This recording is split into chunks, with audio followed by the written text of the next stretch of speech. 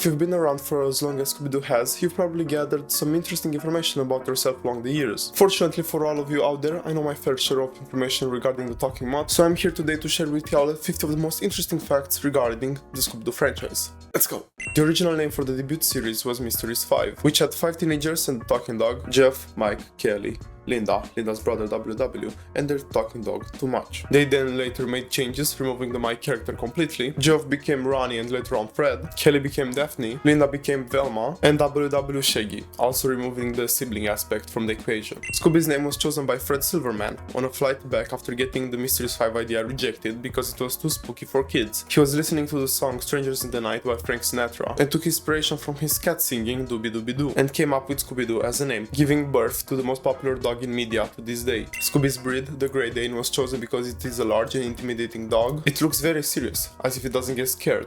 Very good canine material, so it contrasts with Scooby's cowardly personality. In the original series, Shaggy's trademark green shirt was actually supposed to be red, but due to an error in the animation process, it appeared green and was kept that way. Over the years, it came back in its red form in the 13 Ghosts of Scooby-Doo series and a couple of movies in the 80s. Scooby-Doo's infamous speech impediment, characterized by replacing consonants with the letter R, was inspired by comedian Bob Hope's signature style. In the original series, the gang's hometown is never explicitly mentioned, but it is heavily implied to be in California, mostly due to their constant appearance at the beach. Scooby-Doo has appeared in multiple comic book series, including a recent crossover with Batman. Shaggy became a vegetarian in the early 2000s. The decision was primarily influenced by the personal choices of Casey Kasem, the original voice actor for Shaggy. Kasem was a devout vegan and advocate for animal rights. As a result, he requested that Shaggy be portrayed as vegetarian in the show as a reflection of his own beliefs. This happened after the studio wanted him to voice Shaggy in a 1995 Burger King commercial. The decision to make Shaggy a vegetarian was not embraced at first by the studio, even replacing Kasem in a couple of movies in the late 90s and early 2000s, but with time it became a defining trait,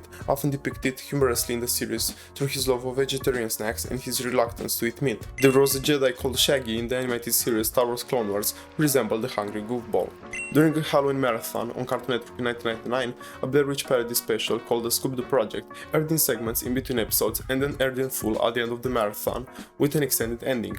It's generally a really good and creative segment. The characters actually sound scared and it's something oddly off-putting seeing them drawn in a real-life situation, kind of like a fan-made parody.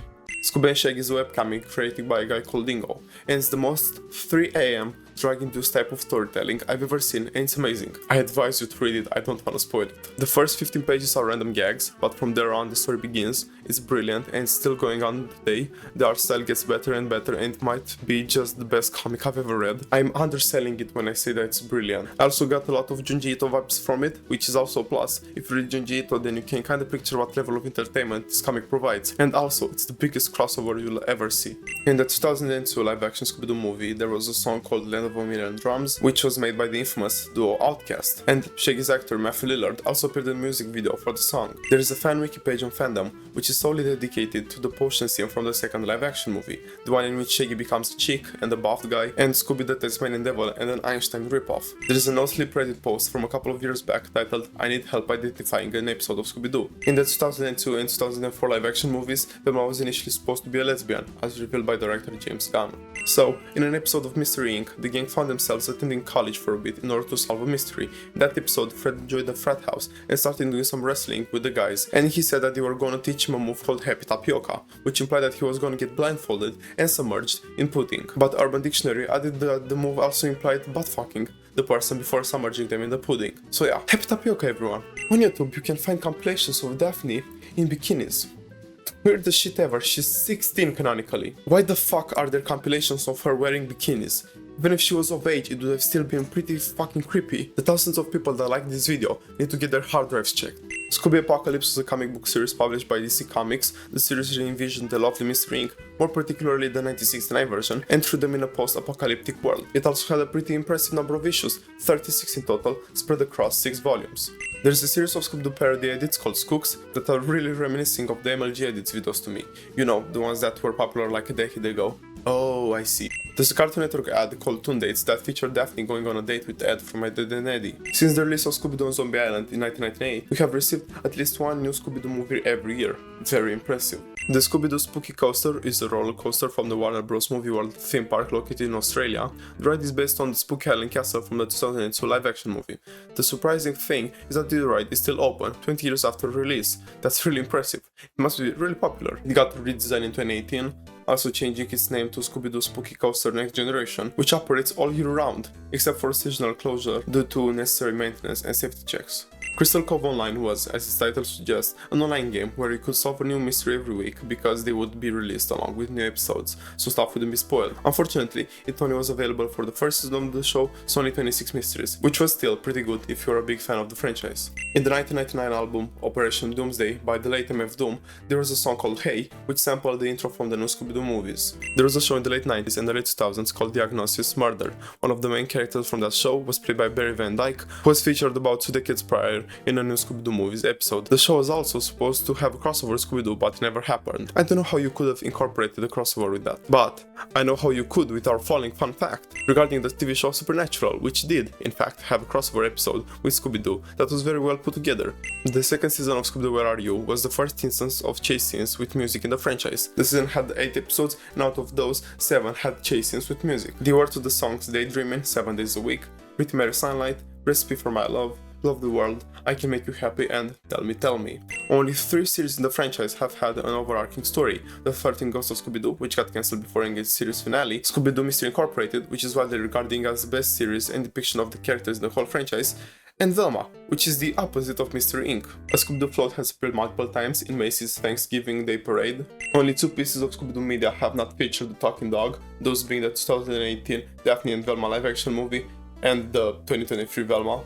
A prequel to Scoob titled Scoob Holiday Hunt was supposed to be released in December 2022 on HBO Max. It followed the gang when they were kids and took Scooby to a holiday resort for his first Christmas with them. After how Scoob portrayed the Scooby-Doo universe and franchise, I think it's safe to say that it wasn't the biggest disappointment that it didn't get released. Frank Welker has voiced Fred in every character's appearance except for 2 instances: in a pup named Scooby-Doo because they needed a younger voice to portray Kid Fred, and Scoob because Hollywood is full of soulless bastards that wanted a big Hollywood name to portray the character. The Hex Girls are a gothic rock band inside the Scooby-Doo universe. They first appeared in the film Scooby-Doo and the Witch's Ghost, playing a huge part in the film's success. Over the years, they've also become queer icons, which is very cool. In the Scooby-Doo Abracadabra Doo film, we're surprised to see that Velma has a younger sister named Madeline, who only appears one more time in a flashback in Frank and Creepy, and that's it, she's not mentioned anywhere else in the franchise. One of the most infamous memes in the franchise is Ultra Instinct Shaggy. The meme first came out in 2017, but took 2 more years to take off. It's regarding a scene from the film Scooby-Doo and the Legend of the Phantasaur, where Shaggy beats up some bikers in a bar.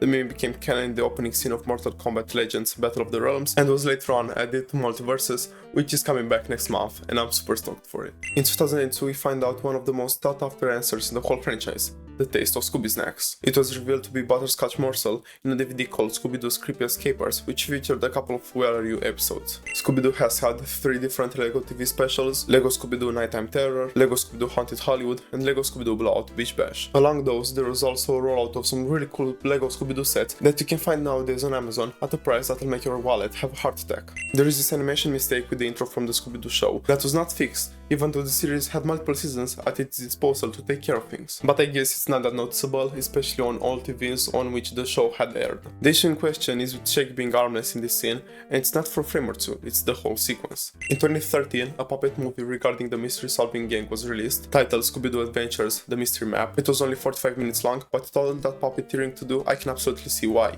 The Mystery Machine, the iconic van, is based on a real-life vehicle, the 1960s Chevrolet sport van. The character of our beloved Shaggy was partially based on a character named Maynard G. Grabs from the TV show The Many Loves of Dobby Gillis. Dan Messick, the original voice actor for Scooby-Doo, also provided the voice for another iconic character, Papa Smurf, in the Smurfs series. So, in 1976, 7 years after the gang's first ever mystery, Scooby-Doo moved from CBS to ABC, and the Scooby-Doo show was the first Scooby show to run on the network. The first 9 episodes of the 16-episode 1978 season of Scooby-Doo were broadcast under the Scooby-Doo Where Are You name. It unfortunately was cancelled soon afterwards, and the remaining 7 episodes that were intended for the revival of Where Are You were instead broadcast during the Scooby-Doo's All-Star block, block, also known as the Laugh Olympics. All 16 episodes were rerun during this block and later put together in order to assemble the third season of the Scooby-Doo show, thus stealing Where Are You's third season. In the original series, Velma was voiced by Nicole Jia, who left the show after the second season to pursue a career in speech therapy. We first found out about Shaggy's actual and full name, Norville Rogers,